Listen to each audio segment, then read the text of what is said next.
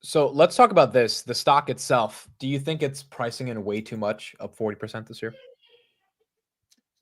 Yeah, this year, but yeah, this month. Um, it's a lot. It definitely is. And there's reasons for it though. And I want to talk about crypto January volumes, website traffic for January. Things are looking strong for the new year. Um, but it is a lot. I'm not currently adding right now, unlike you, Amit. You're doing Dude, I'm buying, baby. I'm buying. I Every don't week, care. every week DCA. That's what I got. That way I don't have to worry about the price too much. I'm trying to increase the amount of Robinhood that I have, and it's the way I look at it is like if my conviction is higher than my percent allocation, then I need to look for an opportunity to increase it. And some names like Tesla, I'm like not buying right now.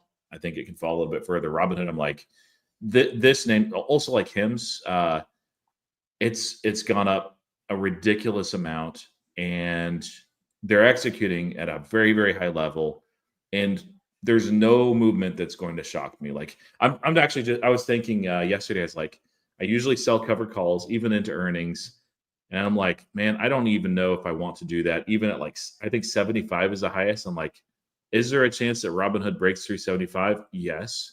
Is there a chance that Robinhood falls to $30? Yes. And that's crazy. I think 75 is higher than 30 though. I think the street, even though it obviously it could happen, I think 40 would be more max pain, 42, 43. I think the street's recognizing Robinhood as like one of the only financial services companies that can grow and innovate. And they're starting like it's not Palantir, but like they're thinking of Palantir as the only AI software name that can grow. And so they're giving it a crazy premium. With Robinhood, we do have the growth to justify it that makes the premium actually look not that crazy at all, especially given they have $1 billion in buybacks. But if the street keeps thinking that with S&P inclusion around the horizon and new products that March, we should probably get a new gold event. Like, I think this thing's going to get bid up and all the analysts are going to increase their expectations. And I think we go higher. Yeah.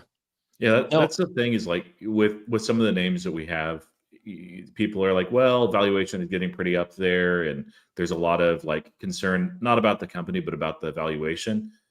I don't see any of that with Robinhood, even though like PE, yeah, it's pretty extreme, but they're growing ridiculously. They're perceived as a leader in this field, innovator.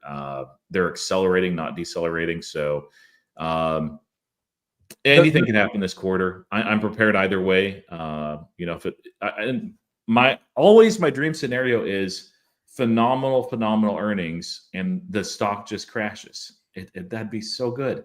Frustrating short term, but those sort of opportunities in a quality company where it's kind of a silly thing for them to crash. And in this case, it might just be like expectations for the street has just gotten so high that they're like, oh, well, we didn't like this. So that would be amazing. I don't think it's going to happen, but get prepared either way. You know what? Like, there's not a lot of companies that you can hope for amazing earnings and then for them to crash down the next day that they open. Robinhood's one of them. It will let you buy great earnings and feel like you haven't missed anything. It'll make you question, what's the rest of the world reading that I'm not? No, they'll just put out unbelievable earnings and then crash.